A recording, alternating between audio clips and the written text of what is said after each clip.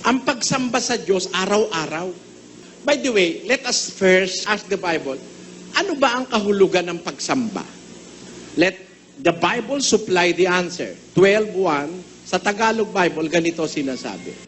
Kaya nga mga kapatid, ipinamamanhik ko sa inyo, alang-alang sa mga kahabagan ng Diyos, na inyong iharap ang inyong mga katawan na isang haing buhay, banal, na kaaya-aya sa Diyos, na siya ninyong katampatang paglilingkod espiritual.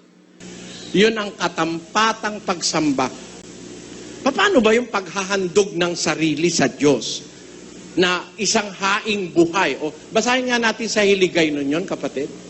Gani, ginapakiluoy ko sa inyo, mga kauturan, bangod sang kaluoy sang Dios, sa pagdulot sang inyo mga lawas, subong nga halad nga buhi, balaan, kag kalahamutan sa Dios, nga amo ang inyo espirituhanon nga pagsimba. How do we offer ourselves as a living sacrifice unto God?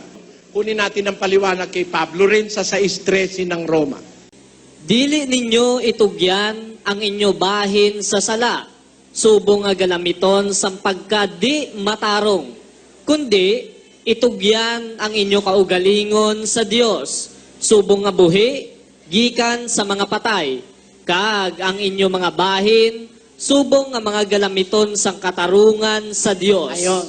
Halimbawa, nagugutom kapitbahay mo, binigyan mo ng isang kabambigas, o naging kasangkapan ka ng Diyos para makaraos yung kapitbahay mo, na ihahandog mo yung sarili mo na isang haing buhay sa Diyos. Yun ang pagsimba o pagsamba sa Diyos. Kaya ang pagsamba, pwede ka sumamba ng umaga, tanghali, hapon, Lunes, Martes, Miyerkules, Huwebes, Biyernes, Sabado. Ang pagsamba, yung paghahandog ng sarili sa Diyos. Gagawa ka ng kabutihan. Halimbawa, merong may sakit, tutulungan mo. Pagsamba sa Diyos yun. Ganon ang kahulugan ng pagsamba, kapatid.